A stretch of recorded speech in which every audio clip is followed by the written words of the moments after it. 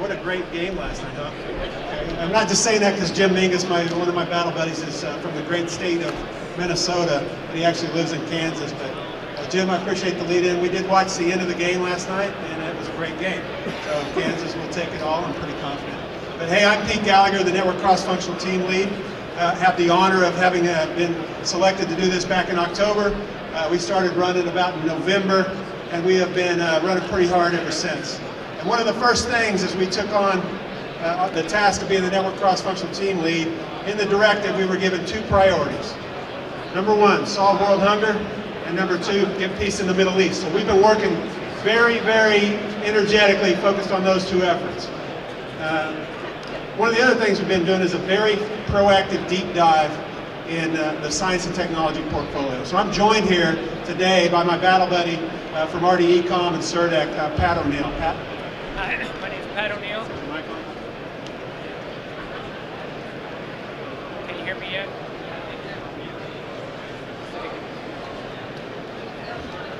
Okay, my name is Pat O'Neill.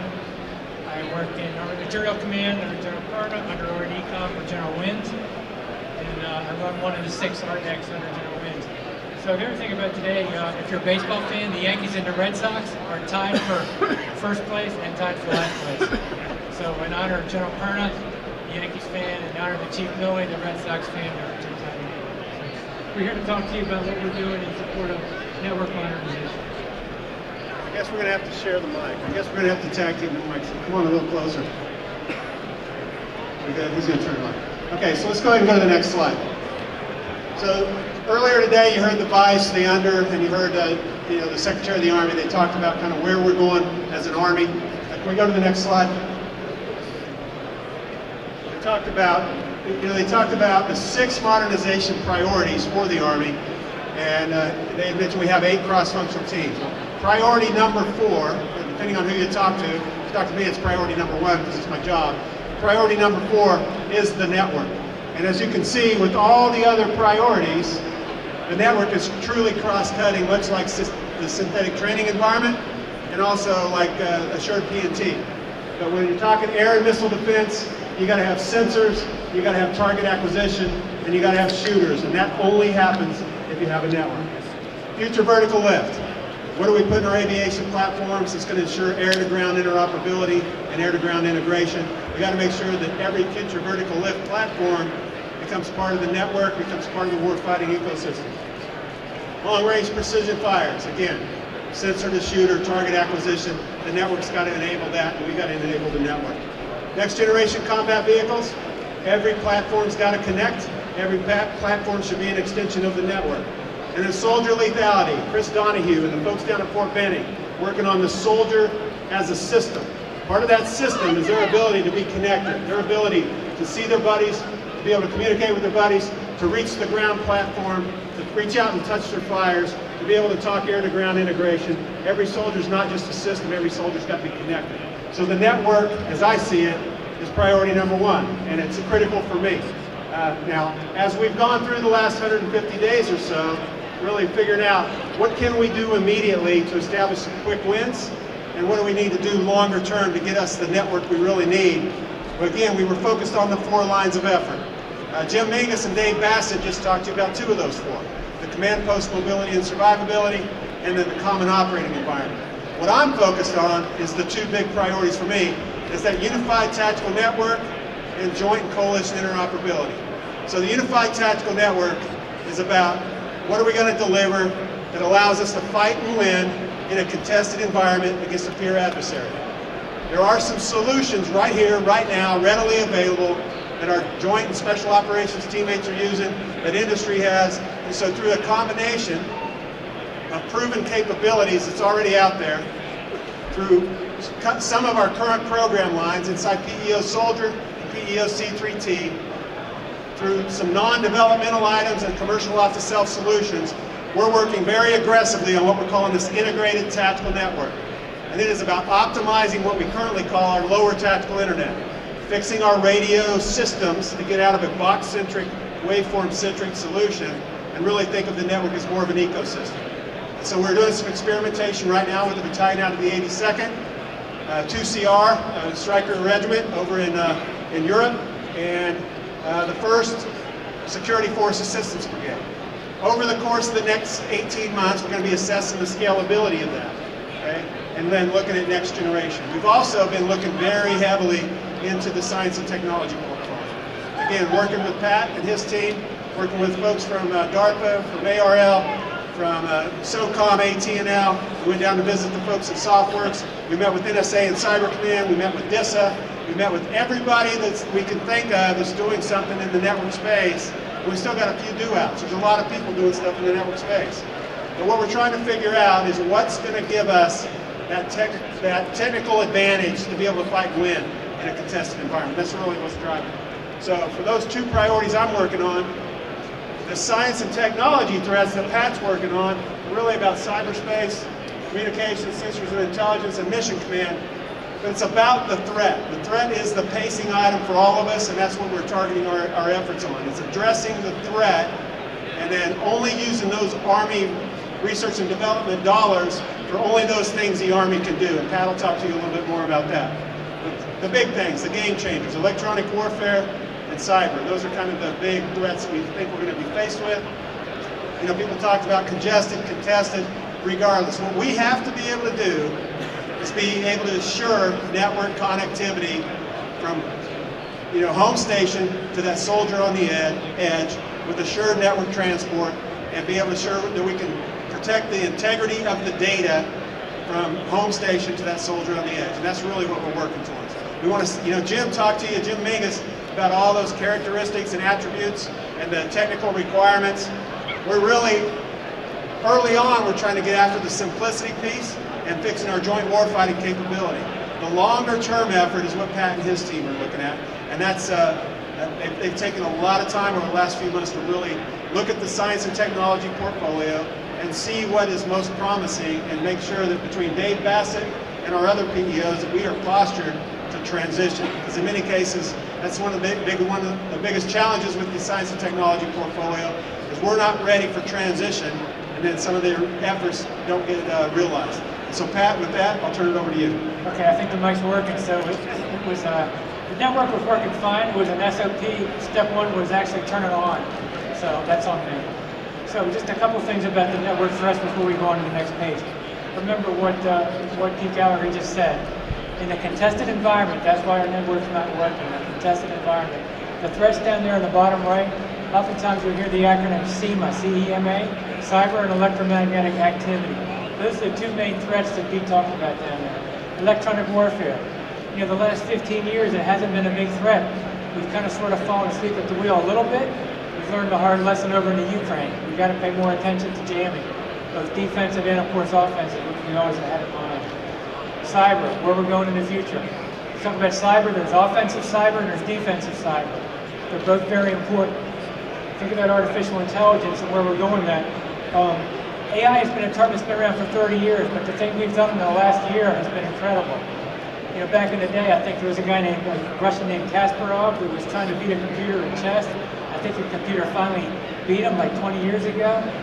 I heard the other day that Google took 4 hours to put together an AI system that beat the best computer gaming system we had and winning chess. So that's pretty amazing to me. So again, we're going to talk about these network lines of effort. If I go to the next chart, please. Okay, the operational view here. What Pete said is very true. The 6 CFTs, we're enabling all 6 CFTs, which are indicated here at the bottom. They all rely on information, and we're there to help all of them. As you can see, the different pieces of the network there. I'd like to give you one example of why it's important. You know, you can talk about fast voice and fast data and position navigation. They're all different demands. Think about long-range precision fire. We're going to strike at there at 499 kilometers. That thing is not a big bird, so there's not a lot of space on there. The swap space is very limited. It can't be inundated with data and feeds coming in and processors. So we have to pass the long-range precision fire a small amount of data, but that small data needs to be very precise and spot on.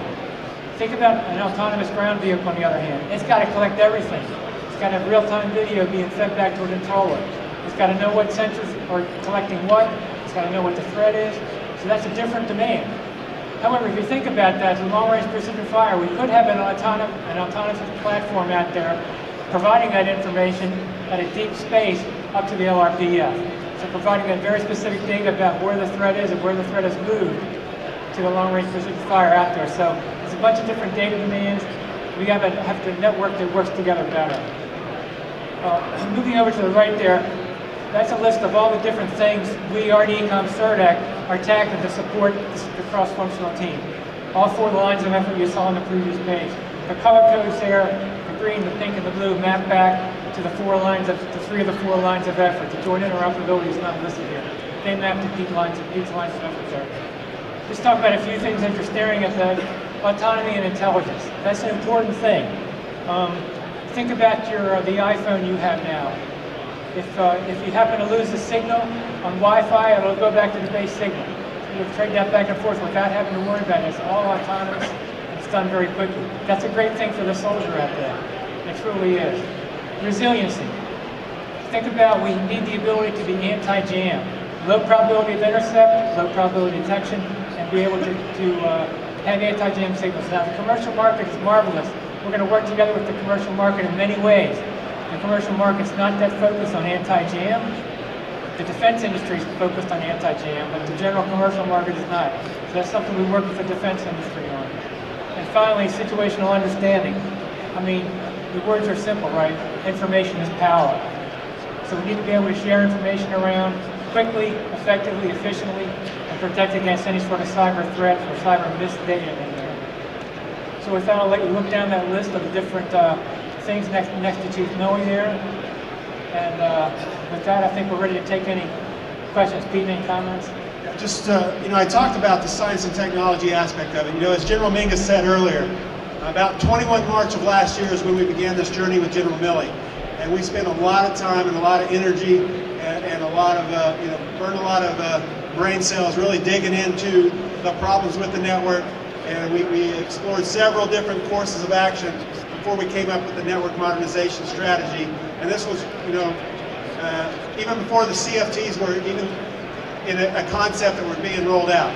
And one of the things we didn't take a good hard look at was the science and technology portfolio. And so for the last 150 days or so, between Pat and his team, my team, under the leadership of Undersecretary McCarthy and the Vice and Mr. Kelly from the AUSA, we spent a lot of focused effort and a lot of focused energy taking a look at every single project and program inside the science and technology portfolio. And Pat and his team did a magnificent job of realigning and divesting of programs that are not going to deliver. Okay, and really focusing the attention and the energy and the collective energy on the threat. And it's been significant to watch this unfold over the last several months, and working with Pat as a teammate and a battle buddy, and the great men and women up at Aberdeen that represent CERDEC, and all the other teammates in all the rest of the RDECs, because the network touches everything. And there's a lot of talent out there really trying to unpack this and make sure that the most promising solutions don't get caught in the valley of death. That we are focused on those things that will deliver, and then making sure that the program offices are ready to run side by side, and we can actually take some of this stuff across the finish line. Because as the Secretary said, and the Under and the Vice, this is about getting capabilities in the hands of our soldiers. It's going to help them win and fight, or fight and win, and that's really what it's all about. So I appreciate the teammate and the teamwork from Pat. He's one of the newest members. He came to us from AMC. He joined the team. As we've built this team of teams over the last, as I mentioned, we've been working it for about a year. But one of the things that the network cross-functional team has been focused on is focused integration and disciplined innovation. But it's also about continuity and momentum, okay? So Dave Bassett came to the table, as PEO C3T, he came over from ground combat vehicles. He was back in the network business, but he was coming in, and we had to make sure he hit the ground running. PEO EIS, Enterprise Information System, a new PEO on the team. PEO IEWNS, it's consistent, and that's good. PEO Soldier, one of our most critical teammates in this integrated tactical network, they just switched out. And so Anthony Potts came over from PEO Aviation, and then Cummings is heading out to ground combat vehicles, and we got Tony Potts on our team from PEO Soldier. So all this change and all this turbulence, as we've gone through S&T, Pat coming in new, one of my big concerns was continuity and momentum through all of this. Because this we're moving with speed. We got to get everybody kind of up to speed and hit the ground running. And Pat's been a great teammate, and it's been awesome to kind of go through this review of the S&T portfolio. Not only what are we doing with the money in 18, what should we be addressing in 19, but it's really about setting that program objective memorandum for 20 through 24 to make sure we've got the funds where we need it to get after the capabilities we need the most. Okay? So with that, we'll open it up for any questions.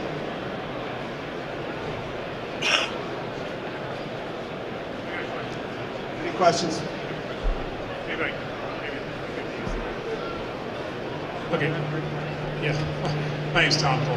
And so my question is about how things are going to get blended. So they're blended. So you've got Dave Bassett, he's got his PEO. They're working Programmers of Record right now. You've got the Army Rapid Capability Office that is also generating requirements. And now we have the cross-functional teams that are also generating things that need to be done. So somehow that has to be passed with funding to a PM to execute. So how does that prioritization occur? What gets dropped? What gets picked up? How does that all work? Yeah, so that's a very good question. Okay, so the question as I see it now, did everybody hear the question? Okay. So Undersecretary McCarthy talked about that a little bit today. So we have the Rapid Equipping Force, Fort Belvoir, Virginia.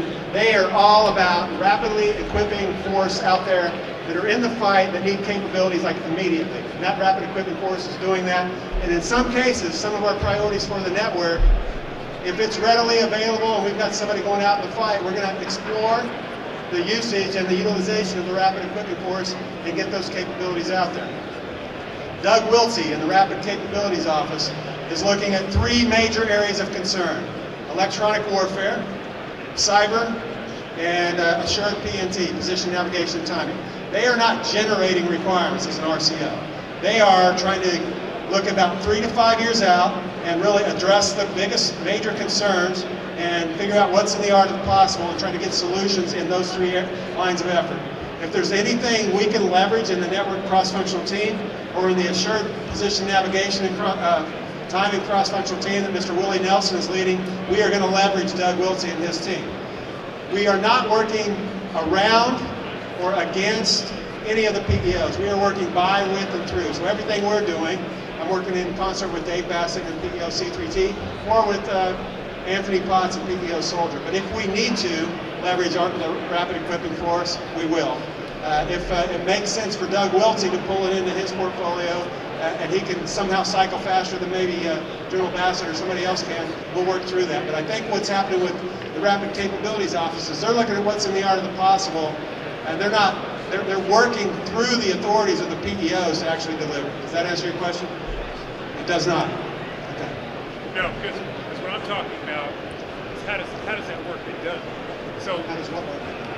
Requirements? Okay, so what I'm talking about is how does the work get done? So if the cross-functional team, for example, is generating, says, this is the way we need to go for a certain radio or a certain capability.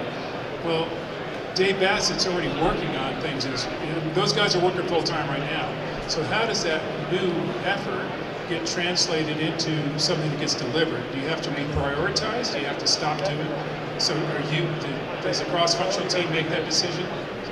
Yeah, so within the lines of effort I've been given, and the authority and the empowerment I've been given under the vice, to aggressively execute the network modernization priorities within those 4 lines of effort, 2 of which I'm laser focused on, and over across the entire portfolio, I'm making recommendations not only on the immediate quick wins and working with Dave and the team to attack those quick wins. Does it require a new requirement? If so, we're going to pull a scrum together and we're going to write the requirements document that needs to be adjusted. Does it require an engineer change package? Dave has members of his team on my team. And so we're working it together. We've also got members from Jim Mingus' team and John Morrison's team down at the Cyber Center of Excellence. So the cross-functional team is really made up of people from TRADOC, from Army Test and Evaluation Command, from Army Contracting Command, from CECOM, from PEO Soldier, from PEO C3T, from PEO IEWNS, and PEO EIS. I've got teammates from the collective team, and we are looking at the most pressing priorities, and if something needs to be rewritten in a requirements document, we're going to attack it. If it could be an adjustment to an existing requirement, we're working with Dave and his PM for tactical radios, or his PM for tactical networks, or experts in for mission command, and we are working, I mean, we're up on the net with them all day, every day. I mean, it is a collaborative, transparent, cross-functional team. So the heavy lifting on the acquisition side gets done by the acquisition professionals. We are about moving with speed through transparency and focused integration. Okay, the CFT is not doing all the acquisition work. We have our acquisition experts, and they're figuring out, based on our efforts, where are the priorities so they can focus their attention on those. Okay, Dave, you want to Hey Tom, could I jump in quick? Just a couple other things that I think are helping it. When we look at the POM years, the POM right now is 20 to 24 is what we just put in. That's 5 years, it starts 2 years out, 3 years out. So we, the R&D community, S&T, we have put together a priority list 1 through 10 for that. We shared it with Pete Gallagher. From a network CFT perspective, we modified that based on Pete's input. We also had Dave Bassett and them looking at it. That's going to be refined again as we go forward. So that involves them to some extent. And I guess my second part of trying to help answer your question is the kind of things the under said today about the futures command are kind of what you were talking about. Within the same command, having the requirements people, having the material developers over there, and having the S&T community kind of in between. And I know there's talk about matrix and who does the rating and all that, but the fact that you're going to have the requirements people, the S&T people, the PMs attached there, I think it's all going to help as part of that. Yeah, and it's not going to be easy. I mean, there's antibodies everywhere, and we're trying to give way together here, but it really is a good group of teammates to work with. But thank you for your question. Any other questions? No other questions? Okay, I got a question for you. Who's going to win the Final Four? Villanova, no way. All right. Rock Chalk Jayhawks. Thanks, everybody. Appreciate it. Thank you.